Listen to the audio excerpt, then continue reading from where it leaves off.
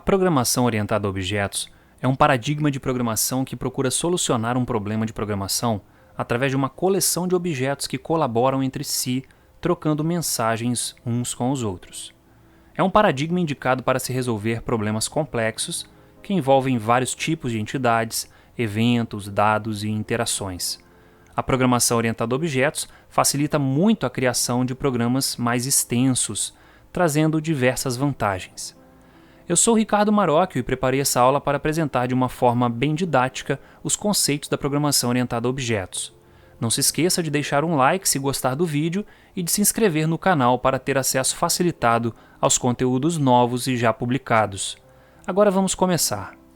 Imagine como um primeiro exemplo um jogo digital moderno com vários personagens que interagem entre si, que executam ações, que podem interagir com veículos e construções, que se movem por diferentes cenários, realizando diferentes tipos de movimento corporal, que usam ferramentas para modificar o ambiente em que estão inseridos ou o estado dos demais personagens. Agora imagine um segundo exemplo, um sistema de gestão de uma grande loja de departamentos que permita gerenciar todo o estoque de produtos, onde cada produto pode pertencer a uma ou mais categorias, que permita controlar as vendas realizadas para clientes, as compras de fornecedores para reabastecimento de produtos no estoque, que emita relatórios de todo o histórico de movimentação de produtos de um período, que seja capaz de disparar mensagens automáticas mediante a ocorrência de determinados eventos, como a falta de um produto em estoque ou por conta de atrasos de pagamentos, que controle o acesso ao sistema de forma a permitir que funcionários de diferentes perfis vejam somente as funções de seu escopo de trabalho, entre outras coisas. Esses dois exemplos até poderiam ser construídos como um bloco de código sequencial monolítico, como eram os programas nos primórdios da computação e da programação. Porém, imagine a quantidade de trechos de código duplicado que existiriam, e a dificuldade de se corrigir um erro em um desses trechos de código. Imagine também a dificuldade que um programador novato teria para entender o código do programa, lendo do código da linha 0 até a última linha e fazendo o encadeamento da lógica do programa mentalmente. É algo bem difícil de se conseguir. Diante do crescente grau de complexidade que os programas foram tendo com o passar do tempo, novas formas de se programar foram propostas por diferentes pessoas. O paradigma de programação procedural, por exemplo, solucionou parte do problema da duplicação, permitindo a criação de trechos de código reutilizáveis, chamados procedimentos ou rotinas. Uma mesma rotina poderia ser chamada inúmeras vezes pelo programa principal ou por outra rotina. Isso já promove a possibilidade de se reutilizar trechos de código e, consequentemente, de reduzir as duplicações. Mas isso ainda não é suficiente para se modelar cenários muito complexos, em que muitos tipos de dados estão envolvidos no problema. Agora, imagine a possibilidade de agrupar dados que possuam alguma relação entre si e rotinas que estejam logicamente relacionadas a esses dados, atuando sobre eles de forma a se criar agrupamentos de dados e rotinas que desempenham um papel bem definido no programa. No mínimo, isso já ajudaria bastante a organizar o código do programa e automaticamente permitiria a escrita de códigos maiores, uma vez que a compreensão do código seria mais fácil. Pois bem, a programação orientada a objetos pode ajudar nesse sentido, além de trazer algumas outras vantagens que veremos mais adiante. A programação orientada a objetos é guiada por 4 fundamentos básicos, também chamados de os 4 pilares da orientação a objetos. Agora eu vou explicar cada um desses fundamentos usando exemplos bem didáticos, inspirados nos exemplos disponíveis em fontes consagradas, como o site freecodecamp.org, entre outros. No momento eu vou me desapegar um pouco das questões técnicas. Vamos então ao primeiro pilar. O primeiro pilar que veremos é o encapsulamento. Eu vou usar uma ilustração para facilitar o entendimento. Imagine um ambiente que tenha um gato e que tenha pessoas que interajam com esse gato. Agora vamos pensar em algumas características importantes desse gato em um ambiente doméstico. Ele pode sentir fome em uma determinada intensidade que nós não conseguimos medir. Ele tem um humor que pode variar de acordo com algumas interações do gato com o ambiente e com as pessoas. E ele tem uma quantidade de energia que pode ser usada para se movimentar pelo ambiente. Agora vamos pensar em uma ação comum do gato, que é o ato de miar. Observe que eu representei as características do gato com retângulos de fundo escuro e texto claro. E as ações eu representei com um retângulo de cantos arredondados, com fundo claro e texto escuro. Isso só foi feito para diferenciar características e ações. Agora vamos pensar em como eu posso mudar essas características do gato ou fazer ele miar. Eu não tenho como chegar para o gato e dizer para ele: fique com menos fome ou fique com mais fome. Assim como eu não tenho como dizer: melhore seu humor ou piore o seu humor. O mesmo vale para a energia. Não é dizendo algo para o gato que eu vou aumentar ou diminuir a energia dele.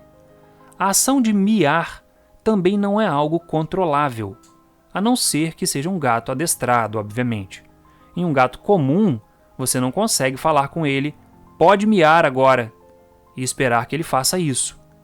Resumindo, as características do gato e a ação de miar não podem ser diretamente controladas por uma entidade externa. Se pudéssemos medir essas características usando valores numéricos, por exemplo, esse conjunto de valores determinaria o estado do gato. Cada vez que um dos valores muda, dizemos que o estado do gato mudou. Esse é um conceito muito importante da programação orientada a objetos, o estado de um objeto, que corresponde a um tipo de fotografia dos valores das características desse objeto.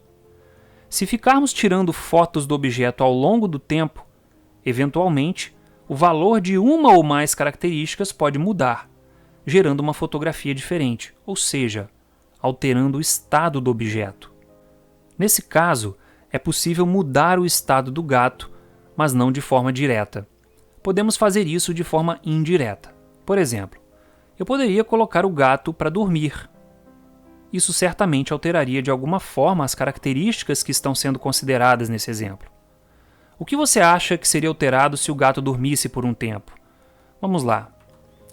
A energia do gato seria aumentada consideravelmente porque ele estaria descansando. A fome dele aumentaria um pouco e o humor dele melhoraria um pouco também. Que fique bem claro que isso não é um estudo sobre gatos, é só uma ilustração. Agora vamos pensar em outra coisa que poderíamos fazer com o gato. Dar comida, por exemplo. Como isso afetaria o estado do gato? A energia dele aumentaria um pouco, a fome diminuiria bastante e o humor melhoraria bastante também. Por fim, vamos considerar que a gente também poderia brincar com o gato. A energia dele diminuiria bastante, a fome aumentaria bastante e o humor melhoraria bastante, e durante a brincadeira ele vai miar. Veja que a ação de brincar com o gato, além de ter alterado o estado do gato, fez com que ele realizasse a ação miar. Portanto, uma ação externa provocou a execução de uma ação interna do gato. E perceba também que essa ação interna pode alterar o estado do gato. Nesse caso, o ato de miar diminui um pouco a energia do gato. O fato mais importante a ser percebido nessa ilustração é que nós só conseguimos alterar o estado do gato ou fazê-lo miar usando um dos métodos que estão acessíveis a entidades externas. Neste caso, colocar para dormir, dar comida e brincar. Isso quer dizer que as características e a ação miar estão encapsuladas no gato. Outras entidades, como uma pessoa neste caso, não possuem acesso direto a essas características e à ação miar. No contexto da programação orientada a objetos, dizemos que essas características e ações inacessíveis a outros objetos são os membros privados do objeto. Membros, portanto, refere-se ao conjunto de características e ações de um objeto. Existem membros privados, como os que já mencionei, e existem membros públicos. Neste contexto, os membros públicos seriam as ações colocar para dormir, dar comida e brincar. Ainda no contexto da programação orientada a objetos, as características de um objeto são chamadas de atributos e as ações de um objeto são chamadas de métodos. Portanto, vamos agora recapitular tudo que foi ilustrado neste exemplo, mas com os termos da programação orientada a objetos. Um objeto possui atributos e métodos que podem ser públicos ou privados. Os valores dos atributos de um objeto em dado instante do tempo definem o estado do objeto. Qualquer mudança em algum dos atributos altera o estado do objeto. Os membros privados são inacessíveis a objetos externos, enquanto os membros públicos podem ser acessados por outros objetos. Grosso modo, um objeto pode ser considerado um encapsulamento de atributos e métodos privados, complementado por um conjunto de membros públicos acessíveis a outros objetos, ou seja, que promovem a comunicação de um objeto com outros objetos. Dois objetos distintos comunicam-se através de seus membros públicos.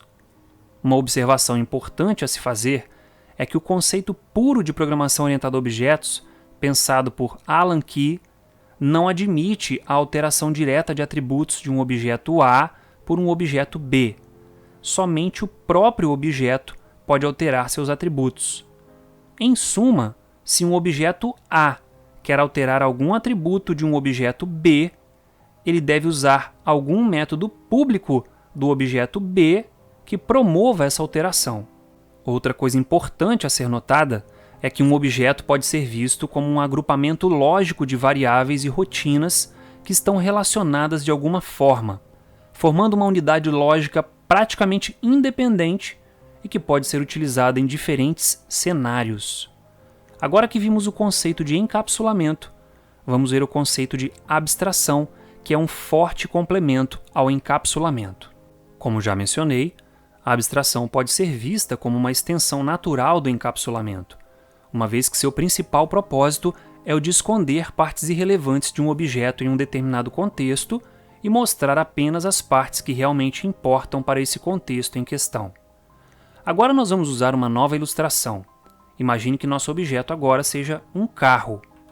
Esse objeto pode ter o atributo velocidade e também pode ter os métodos acelerar e frear. Em uma primeira interpretação da abstração, considere o ato de acelerar, por exemplo. O objetivo do motorista, ao acelerar, é aumentar a velocidade do carro, portanto, o atributo velocidade, neste caso, seria aumentado. Porém, quando o motorista pisa no pedal do acelerador, ele não precisa saber o que acontece internamente no carro para que a velocidade aumente. O que ele sabe é que, se pisar no acelerador, a velocidade aumenta. Da mesma forma, se pisar no pedal de freio, a velocidade diminui. Não é preciso ser nenhum mecânico para saber que as ações de acelerar e frear desencadeiam uma série de outras ações internas no carro, como injetar combustível, ligar velas, movimentar pistões, girar engrenagens, transferir torque para as rodas, enfim, são coisas que acontecem internamente, mas que o motorista não precisa ter conhecimento ou acesso direto para ser capaz de aumentar a velocidade do veículo. A mesma coisa acontece quando ele quer reduzir a velocidade. Ele simplesmente pisa no pedal de freio, mas várias coisas acontecem nos bastidores para que a velocidade diminua.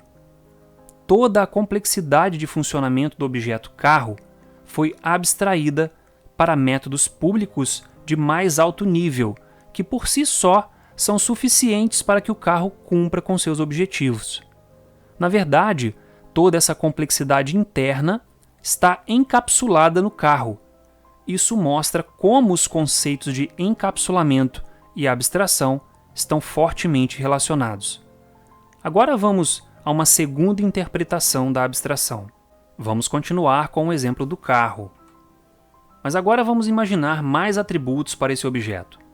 ele pode ter os atributos velocidade, ângulo dos pneus dianteiros, cor, peso, capacidade do porta-malas, número da placa, entre outros. Além dos métodos acelerar e frear. O carro também pode trocar de marcha, virar para a esquerda, virar para a direita, ligar o farol e muitas outras ações que nem caberiam aqui. Da mesma forma que o fabricante do veículo abstraiu a complexidade do carro encapsulando tudo que o motorista não precisa ter acesso, na programação eu também posso abstrair algumas coisas simplesmente desprezando-as. Pense que você vai fazer um joguinho de corrida para dispositivos móveis e que vai ter que programar um carro virtual para esse jogo. Será que você terá que programar todos os componentes do carro e as interações que resultam na movimentação desse carro? Obviamente isso não é necessário. Não no contexto de um joguinho de celular. O máximo que você vai fazer nesse contexto é um modelo 3D simplificado do carro e depois você vai aplicar algumas fórmulas simples de física mecânica para fazer o carro acelerar quando um pedal de acelerador virtual mostrado na tela do dispositivo móvel for tocado pelo jogador. Não seria necessário, por exemplo, saber qual é a placa do carro ou saber qual é a capacidade do porta-malas. A cor até poderia ser usada para renderizar o modelo 3D na tela. Portanto, tem uma utilidade nesse contexto. Se eu quiser adicionar um pouco mais de realismo ao jogo, posso considerar o peso do carro quando eu for calcular a aceleração para derivar a velocidade. O ângulo das rodas seria útil para se determinar a direção de movimentação do carro no cenário do jogo. Em relação aos métodos, provavelmente eu só usaria o acelerar e o frear. Enfim, veja que eu abstraí uma série de detalhes do carro que não são relevantes para um joguinho de celular. Por outro lado, se eu quisesse projetar um carro para ser produzido por uma fábrica e vendido para rodar nas ruas, praticamente todos os detalhes presentes no veículo real teriam que ser considerados, incluindo as características físicas, que são representadas pelos atributos, e as características comportamentais, que serão representadas pelos métodos. Todo o comportamento dinâmico das partes do carro teriam que ser matematicamente modeladas. Quanto mais fiel for a reprodução programática do carro real, menor será a chance de se ter problemas no processo de fabricação e de uso do veículo. Portanto, a abstração nesse caso seria quase nula se comparada com a abstração do carro que foi programado para o joguinho de celular. Considerando os atributos citados nesse exemplo, talvez a cor pudesse ser abstraída durante o projeto do veículo, apesar da cor influenciar na absorção de calor da carenagem, podendo influenciar também no funcionamento de alguns componentes do veículo. Veja em que nível de complexidade podemos chegar para se criar algo programado que seja o mais próximo possível da realidade. Entretanto, quando se cria um modelo computacional de algo do mundo real, sempre haverá abstração, porque qualquer coisa do mundo real é composta por partículas tão pequenas e com interações tão complexas que a modelagem computacional nesse nível é praticamente impossível. Até agora, nós vimos que o encapsulamento e a abstração ajudam a reduzir a complexidade dos problemas e a lidar com as coisas que realmente importam para um determinado contexto. Agora vamos voltar a pensar no projeto do carro para fabricação real. Será que cada modelo de carro produzido tem que ser projetado do zero? Eu imagino que você já saiba a resposta para essa pergunta. Essa situação também ocorre no contexto da programação orientada a objetos, ou seja, diferentes tipos de objeto podem possuir alguns membros em comum, podendo ser somente alguns atributos, alguns métodos ou ambos. Então vamos ver um conceito que nos permitirá refletir sobre essa situação no contexto da programação orientada a objetos. Na programação orientada a objetos, o conceito de herança diz respeito ao fato de um tipo de objeto poder herdar características e comportamentos de outros tipos de objetos, fazendo uma analogia com a capacidade das entidades biológicas de herdarem características e comportamentos de seus ancestrais. Vamos continuar com o exemplo do automóvel. Vou mostrar alguns carros bem conhecidos aqui no Brasil. O primeiro é um Fiat Uno modelo 2010. O segundo é um Fiat Palio 2011. O terceiro é um Fiat Gran Siena 2012. O quarto é um Fiat Fiorino 2014. E o quinto e último é o Fiat Mobi 2016. Talvez você não consiga ver muitas semelhanças entre esses modelos de carro, a não ser pela cor, pelo fato de se ter 2 faróis, 4 rodas e por aí vai. Acontece que, internamente, esses 5 modelos de veículo compartilham a mesma plataforma veicular, chamada de Fiat Economy. A partir dessa plataforma, a montadora adiciona uma nova carroceria, bancos e demais componentes e cria um novo modelo de carro. Portanto, podemos dizer que Uno, Palio, Gran Siena, Fiorino e Mobi são descendentes da plataforma Fiat Economy, ou derivam da plataforma Fiat Economy. Pensando bem, não faz sentido a Fiat projetar uma nova plataforma para cada modelo de carro desenvolvido, até porque todo o esforço gasto no desenvolvimento da plataforma anterior não seria reaproveitado. E o esforço de se construir uma plataforma nova não se justifica caso o novo modelo de carro tenha porte e características compatíveis com uma plataforma existente. Bem, esse é um exemplo de mais alto nível do mundo real. Agora vamos a um exemplo que envolve programação. Pense em um jogo desse tipo, em que vários tipos de naves descem pela tela, enquanto uma nave controlada pelo jogador fica navegando atirando para cima com o objetivo de destruir as naves inimigas que estão descendo. A gente tem diferentes tipos de objetos que possuem algumas características e comportamentos bem semelhantes. Por exemplo, as naves inimigas têm o mesmo comportamento, que é o de descer pela tela. Porém, elas têm algumas particularidades, sendo que a aparência é a mais óbvia dessas particularidades. Cada uma é representada por uma figurinha com algum tipo de animação. Essa que se parece com uma água-viva, por exemplo, tem um comportamento um pouco diferente porque se move lateralmente e para cima também. Agora vamos pensar em um jogo desse tipo, porém mais bem elaborado, em que cada tipo de nave tem uma velocidade de descida diferente, algumas podem atirar, sendo que os tiros podem causar diferentes intensidades de danos à nave do jogador, algumas podem se mover lateralmente e para cima, como ocorre com a nave parecida com uma água-viva desse exemplo. Outras podem oferecer prêmios quando são destruídas. Podemos incluir também alguns asteroides descendo pela tela, caixas de munição para reabastecer a nave do jogador. Enfim, daria para acrescentar várias features legais a um joguinho como esse aqui.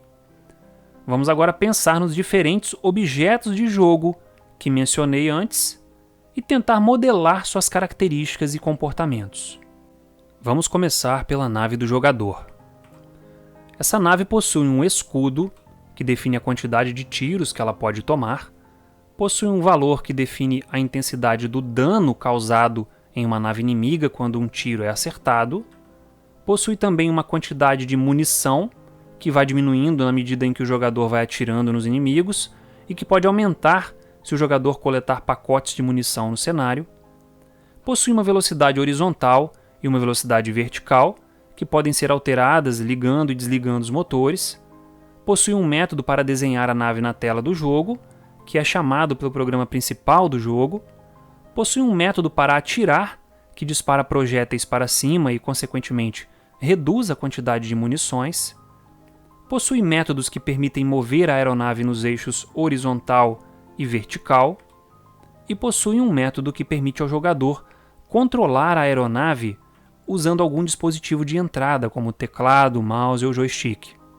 Nós temos então as características e comportamentos da nave do jogador, ou, usando os termos da POO, os atributos e métodos de um objeto do tipo A. Será que os outros objetos possuem características e comportamentos muito diferentes da nave do jogador? Vamos ver. Essa outra nave é uma nave inimiga. Ela possui quase os mesmos membros da nave do jogador, menos os atributos munição e velocidade H, porque um jogo desse tipo, os inimigos costumam ter munição infinita e costumam mover-se somente para baixo, o que justifica também a ausência do método mover horizontal. Essa nave também não possui o método controlar, uma vez que essa não é controlável pelo jogador por ser uma nave inimiga. O próximo objeto também é uma nave inimiga, que é bem semelhante ao tipo de objeto B, exceto pela imagem. Da mesma forma, o objeto do tipo D também é uma nave inimiga e possui os mesmos membros do objeto do tipo B. O objeto seguinte é um asteroide. Ele tem algumas semelhanças com uma nave inimiga, porque também desce pela tela e causa danos ao se chocar com a nave do jogador. A diferença é que esse tipo de objeto não possui o método atirar. O objeto do tipo F é uma caixa de suprimentos, que desce pela tela e pode ser capturada pela nave do jogador para aumentar a quantidade de munição ou restaurar a força do escudo, por exemplo. Esse tipo de objeto não causa dano e também não pode ser destruído, por isso não possui os atributos escudo e dano. Os atributos escudo e munição presentes nesse objeto armazenam o valor que será adicionado aos atributos escudo e munição da nave do jogador, caso sua nave colete um objeto como esse aqui. O último objeto é mais um tipo de nave inimiga e possui as mesmas características e comportamentos das demais naves inimigas.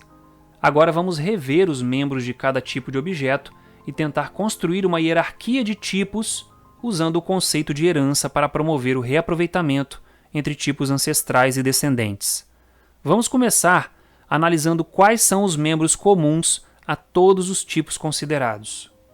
Podemos ver agora com todas as figuras na tela que o método pintar está presente em todos os objetos, assim como o atributo velocidade V e o método mover vert. Vamos criar um novo tipo ancestral chamado objeto móvel, que vai possuir somente esses membros comuns a todos os objetos. Eu vou fazer isso no próximo slide e a gente volta para continuar nossa análise. Aqui na esquerda estão todos os membros presentes nos diferentes tipos de objetos que estamos analisando.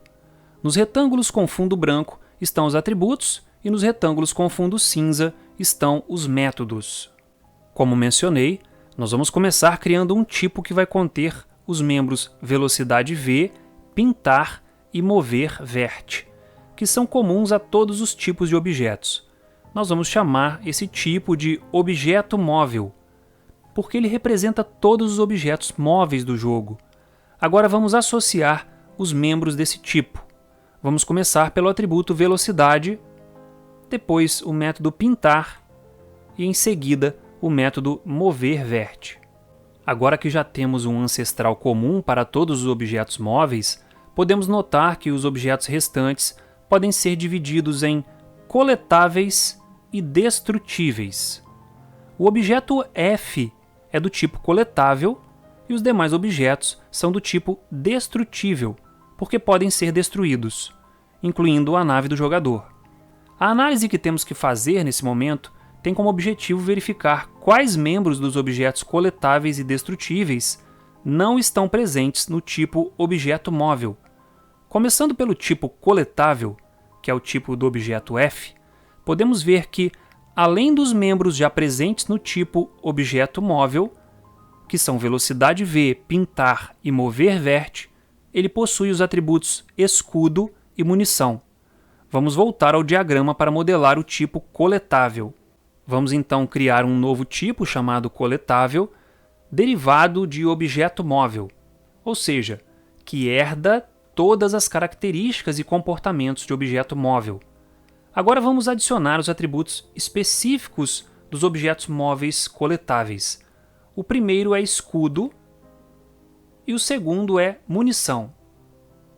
Recapitulando, o que temos aqui é um tipo chamado objeto móvel que possui o atributo velocidade V e os métodos pintar e mover vert. E temos também o tipo coletável, que herda as características e comportamentos do tipo objeto móvel e que acrescenta os atributos escudo e munição. Observe que até o momento eu tenho dito que objeto móvel e coletável são tipos de objetos. No contexto da programação orientada a objetos, esses tipos de dados, a partir dos quais são gerados objetos, são chamados de classes. Esse é um conceito fundamental da programação orientada a objetos. Uma classe é uma espécie de template de um objeto, indica como um objeto deve ser. Fazendo uma analogia com coisas do mundo real, é como se a classe fosse a forma de um bolo e o objeto fosse o bolo em si. Fazendo outra analogia, a classe também poderia ser vista como a planta de uma casa e o objeto seria a casa em si. Observe que em ambos os exemplos eu poderia criar vários objetos. De uma forma de bolo, eu poderia criar vários bolos. E com a planta de uma casa, eu poderia construir várias casas. Na linguagem mais técnica, dizemos que um objeto é uma instância de uma classe. Guarde bem esses conceitos de classe e objeto. Eles são realmente muito importantes. Agora vamos continuar nossa análise. O conjunto de objetos móveis alvo de nossa análise agora são os objetos destrutíveis, que engloba as naves e o asteroide. Dado que um objeto destrutível também é um objeto móvel, ele vai herdar todas as características e comportamentos da classe objeto móvel e vai acrescentar todos os membros complementares. Nesse caso, os membros complementares são aqueles que estão tanto nas naves quanto no asteroide e que não estão na classe objeto móvel. Lembrando novamente que objeto móvel contém os membros velocidade h, pintar e mover vert. Portanto, os membros complementares são escudo e dano, uma vez que os membros munição, velocidade h, atirar, mover horizontal e controlar estão somente nas naves e não no asteroide. Agora vamos voltar ao nosso diagrama para criar uma nova classe para representar essa análise. Vamos começar criando uma nova classe chamada Destrutível. Essa classe vai herdar de objeto móvel e vai possuir os atributos escudo e dano. Agora nosso diagrama já conta com 3 classes. Vamos novamente voltar à nossa análise. Entre os tipos de objetos destrutíveis, temos as naves e o asteroide. O asteroide já está contemplado pela classe Destrutível, uma vez que essa classe já inclui todos os membros presentes em um objeto asteroide, sendo que escudo e dano estão na própria classe, e velocidade v, pintar e mover vert foram herdados da classe objeto móvel. Os demais objetos destrutíveis, que são as naves, possuem membros em comum, exceto pela nave do jogador. Vamos então analisar quais são os membros que são comuns tanto às naves inimigas quanto à nave do jogador. Temos os membros escudo, dano, velocidade v, pintar, atirar e mover vert. Os membros munição, velocidade h, mover horizontal e controlar são exclusivos da nave do jogador. Vamos ver como vai ficar a modelagem para representar essa situação. Vamos começar criando uma nova classe chamada Nave, que vai herdar da classe Destrutível. Portanto, ela já vai ter todos os membros da classe Destrutível e automaticamente da classe Objeto Móvel, porque a classe Destrutível herda de Objeto Móvel. Só para não ficar dúvidas, herdar é a mesma coisa que derivar de, ou seja, se eu disser que Destrutível herda de Objeto Móvel, significa o mesmo que dizer que Destrutível é derivada de objeto móvel, ou que Destrutível deriva de objeto móvel. Dizemos também que objeto móvel é uma classe ancestral de Destrutível, ou que Destrutível é uma classe descendente de objeto móvel. Enfim, são denominações diferentes para indicar herança. Agora vamos partir para os membros específicos da classe Nave, que na verdade inclui apenas o método atirar, uma vez que os demais vieram por herança. Para concluir, vamos adicionar nossa última classe, que é a classe Jogador. Ela vai derivar da classe Nave e vai ter, além dos membros que vieram por herança, os atributos Munição, Velocidade H e os métodos Mover Horizontal e Controlar. Agora nós temos uma visão da versão final do diagrama de classes simplificado desse problema. Essa representação contempla todos os tipos de objetos que foram analisados. O objeto A é contemplado pela classe Jogador. Analisando o objeto A, a gente pode identificar a origem de cada membro. Aqui está a classe jogador, que herda de nave, que herda de destrutível, que herda de objeto móvel. Ou seja, a classe A possui todos os atributos dessa hierarquia. Veja, escudo está em destrutível, dano também, munição está em jogador, velocidade H está em jogador, velocidade V está em objeto móvel, pintar está em objeto móvel, atirar está em nave, mover horizontal está em jogador, mover vertical está em objeto móvel e controlar está em jogador. Os objetos B, C, D e G são contemplados pela classe nave. Podemos ver que um objeto da classe nave vai ter os membros atirar, dano, escudo, mover verte, pintar e velocidade V, que são justamente os membros que estão presentes em todas as naves inimigas. O objeto E é contemplado pela classe destrutível. Veja que um objeto dessa classe vai ter os membros dano, escudo, mover verte, pintar e velocidade V, ou seja, são 5 membros, e são justamente os 5 membros presentes em um objeto do tipo asteroide.